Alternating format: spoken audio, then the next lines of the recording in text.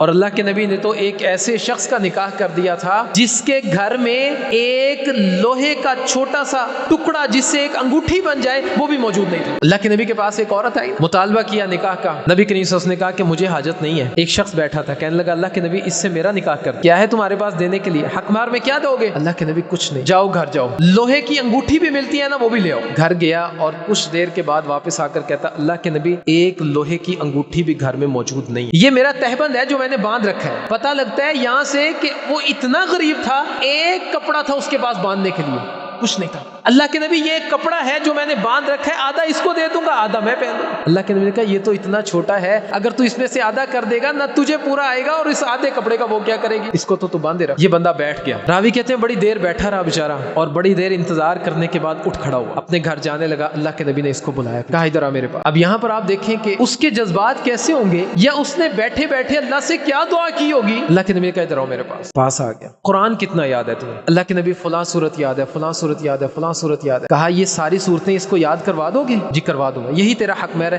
میں نے اس کا نکاح تجھ سے کر دیا۔ چاچا کہاں گئی مالداری، کہاں گیا حسب و نسب، ایک کپڑا، دو کپڑے بھی نہیں کہ چلو ایک پان لیا ایک دھو لیا ہے، یہ بھی نہیں تھا، ایک کپڑا، پیچھے گھر میں کچھ نہیں، لمبا چوڑا کاروبار نہیں، لیکن اللہ کے نبی نے قرآن کی بنیاد پر ان کا نکاح کر۔ اور ایسے ہی ہوتا تھا اللہ کے نبی کے دور میں، یہ جو چیزیں ہم دیکھتے ہیں یہ نہیں دیکھی جاتی تھی۔ ابو طلحہ رضی اللہ عنہ نے ام سلیم رضی اللہ تعالی عنہا کو نکاح کا پیغام بھیجا۔ ام سلیم نے کہا ابو طلحہ تم جیسا شاندار بندہ جو ہے نا اس سے نکاح کے لیے جواب نہیں دیا جا سکتا، لیکن ابو طلحہ تم مسلمان نہیں ہو، میں مسلمان ہوں، اگر تم اسلام قبول کر لو تو میں نکاح کر لوں۔ ابو طلحہ نے اسلام قبول کر لیا، اور جب نکاح ہوا تو ام سلیم نے کہا میرا کوئی حق مہر نہیں، ابو طلحہ کا اسلام قبول کرنا میرا حق مہر ہے۔ یہ چیزیں ہمارے درمیان ختم ہو گئی۔ آپ کو شاید ہزاروں میں کوئی ایک نکاح نامہ بھی ایسا نظر نہیں آئے گا جس میں عورت لکھا ہو کہ میرا حق مہر یہ ہے کہ میرا خامد 5 وقت کی نماز پڑھے گا، میرا خامد رمضان کے روزے ترک نہیں کرے گا کبھی، میرا خامد روزانہ کی بنیاد پر اللہ کی راہ میں صدقہ کرے گا۔ بڑے بڑے مطالبات لکھے جاتے ہیں، لیکن ان ساری چیزوں کو ترک کر دیا جاتا ہے۔ رشتہ دیکھنے میں سب سے پہلی چیز کیا ہوتی ہے؟ نوکری کیا ہے، مال کتنا کما لیتا ہے، اتنا مال کما لیتا ہے، نہیں اس میں کیسے گزارا ہوتا ہے، اس میں تو بجلی کے بل نہیں ادا ہوتے، جی چھوڑو جی کوئی اور دیکھو۔ لیکن اللہ کے نبی نے جو ہمیں معیار دیا نا اس کو اپنا معیار بنا لیں۔ اللہ کی قسم، اللہ پر توکل کر کے حدیث کو اپنا معیار بنا لیں گے نا،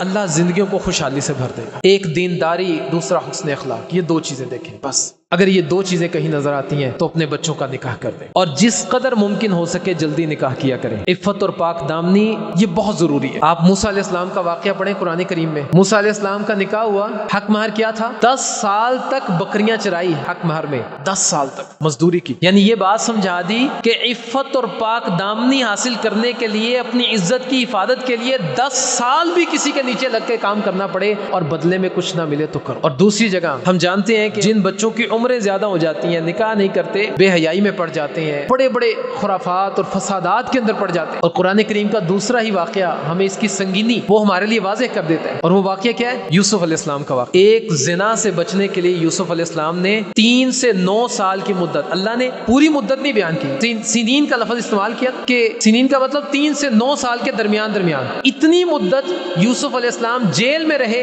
اور کہا کہ اللہ وہ جس جانب مجھے بلاتی ہے نا اس سے بہتر میرے لیے جیل ہے، مجھے یہیں پر رکھ۔ یعنی اگر آپ اپنی اولاد کی اچھی تربیت کے لیے، ان کو ان فسادات سے، اس بے حیائی سے بچانے کے لیے اس کو قید کر دیں تو وہ زیادہ بہتر۔ یہ اتنا خطرناک، اس لیے جتنی جلدی ہو سکے اپنی اولاد کا نکاح کیا کریں۔